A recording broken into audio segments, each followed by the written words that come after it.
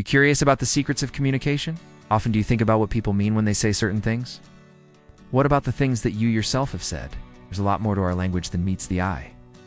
While some phrases are self-explanatory, others aren't. There are a lot of things we say that we don't really mean. Sometimes these things are just polite small talk, but other times they can be more devious. These phrases can affect your mood, decisions, and well-being. So it's important to be aware of them. With that said, here are 10 stuff we say but rarely mean. Number 1, texting etiquette lies. Do you sometimes find yourself sending messages that you don't really mean? For example, if someone texts you and says, "It's cold today," you might reply, "Yeah, it sure is," when in reality, you were hoping they would ask you out on a date. Another common behavior is sending messages to fill the silence or awkward pauses in conversation. A simple haha or can do this job. But sometimes people use emojis to replace actual words. People also tend to use texting etiquette lies.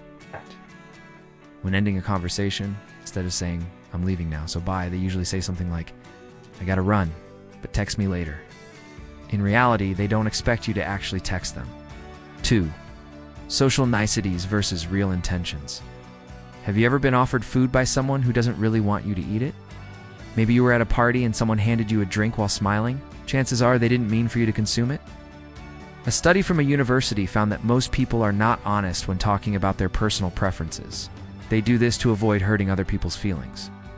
For example, if someone asks you if you like your new haircut, you're more likely to say yes, even if you hate it. Why? Because you know the person wants you to feel good about yourself, and you don't want to disappoint them. 3. Family relationship diplomacy. Are you close to your family? How often do you argue with them? Any kind of relationship, whether it's between friends, partners, parents and children, or colleagues, there are bound to be arguments. A lot of things can lead to an argument, such as opposing opinions, values, and beliefs. Studies show that most people tend to avoid arguments. That's why a lot of people tend to diplomatically end conversations with phrases, like "we'll talk about this later," or "let's change the subject." 4. The phantom plans phenomenon. Did you know that 33% of Americans have stood someone up? Sometimes plans change. Things happen, and sometimes we have to cancel our plans last minute. Men and women tend to make plans that they know they will probably cancel. Researchers believe that people do this to increase their chances of meeting new people. They set up plans as a way to put themselves out there, but either the fear of rejection kicks in, or they change their minds. If you've ever ghosted someone or stood them up, chances are you've done it without meaning to. 5. Emotional placeholders. How do you respond to controversial topics? How do you respond to emotionally charged questions like "how was your day?" or "what's going on?"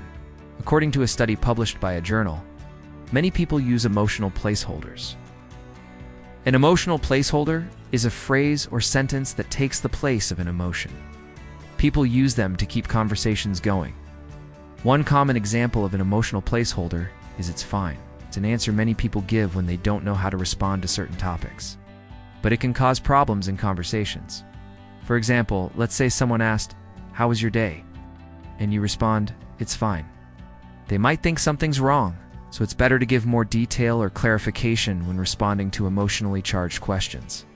6. Self-talk. That's not entirely true. Do you talk to yourself? Chances are you do. Some researchers believe that self-talk can help motivate us, while others believe it can harm our mental health. Self-talk refers to the internal dialogue we have with ourselves. It can take many forms, such as positive statements or negative comments. According to studies, self-talk can influence our emotions, thoughts, and behaviors. You could be doing great on a test, but suddenly doubt yourself and your knowledge. 7. I'll let you know. Have you ever received a text message that said "I'll let you know," or "I'll keep you posted"? When someone tells you that they'll let you know about something, it means that they won't tell you. Chances are they're trying to get away with not telling you something because they know you'll react negatively to it. Let's say your car broke down and you asked a friend for a ride. They say they'll let you know if they can give you a ride. Later you realize they never responded. It's because they don't want to tell you that they don't want to give you a ride. 8. Sorry I missed this.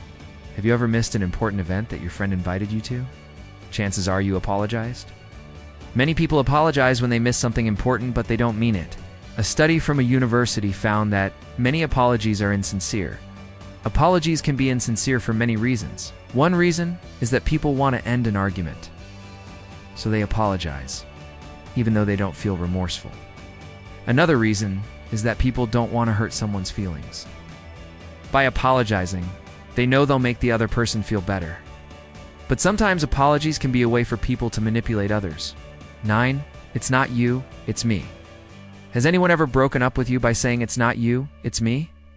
In a romantic comedy movie, it seems sweet and considerate, but in reality, it's not. A survey found that 55% of women and 43% of men would consider breaking up over text. Saying it's not you, it's me means that you are the problem. Puts the blame on you, but really it's the person saying it who's the problem. It puts the blame on you, but really it's the person saying it who's the problem. According to a relationship expert, this phrase is an excuse for the person saying it to avoid conflict. 10. Let's hang out soon. Do you always respond to invitations with "let's hang out soon"? As people say this when they don't want to go out with you. Many people send this type of message to be polite, but it has a negative effect. This phrase gives the impression that you're too busy for them. So next time you receive this type of message, don't take it personally. Do you agree with these points? What other phrases do you think don't mean what they say? Bye, let us know in the comments below. Be sure to like and share this video if it helped you.